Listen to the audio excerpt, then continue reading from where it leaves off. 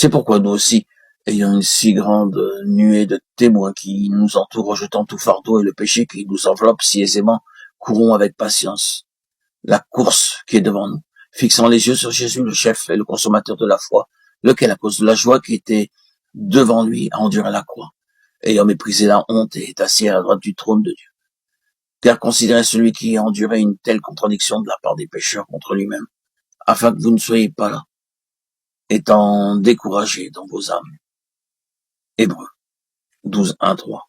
Dieu place deux choses devant les hommes. Il propose d'abord la vie éternelle aux pécheurs, ensuite le royaume à tous ceux qui ont déjà la vie éternelle. Tous ceux qui croient ont la vie éternelle. Cependant, comme Jésus le disait à ses disciples qui avaient cru, car je vous le dis, si votre justice ne surpasse pas celle des scribes et des pharisiens, vous n'entrerez point dans le royaume des cieux. Matthieu 5, 20.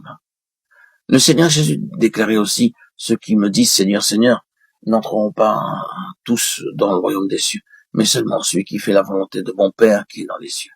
Matthieu 7, 21.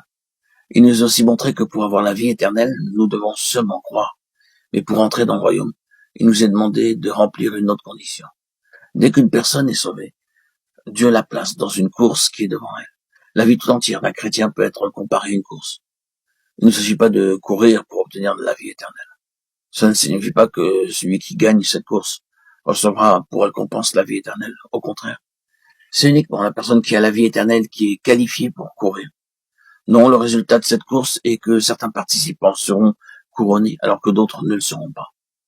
Ne savez-vous pas que ceux qui courent dans le stade courent tous, mais qu'un seul remporte le prix? Courez de manière à le remporter. Pour tous ceux qui combattent s'imposent toute espèce d'abstinence, et ils le font pour obtenir une couronne corruptible. Mais nous, faisons-le pour une couronne incorruptible. 1 Corinthiens 9, 24, 25. Que signifie cette couronne? La couronne représente le royaume. Elle signifie régner, avoir la domination et la gloire. Ainsi donc, obtenir la couronne signifie gagner le royaume, c'est-à-dire régner avec le Seigneur Jésus et avoir la domination et la gloire. Prendre la couronne signifie ne pas avoir le royaume, ne pas régner avec le Seigneur, ni recevoir la domination et la gloire. La couronne symbolise le royaume. Pour le chrétien, avoir la vie éternelle est une chose réglée, mais avoir le royaume dépend de la manière dont ce chrétien court. Dès qu'une personne est sauvée, Dieu la place dans une course qui mène tout droit au royaume.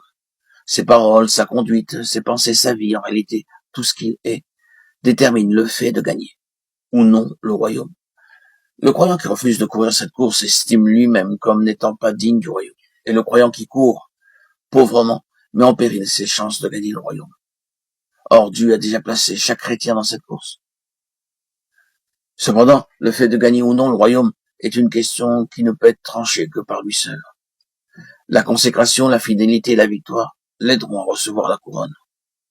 Mais ceux qui aiment le monde et vont après la chair n'obtiendront pas le royaume des cieux, bien qu'ils soient en possession de la vie éternelle, ayant cru au Seigneur Jésus.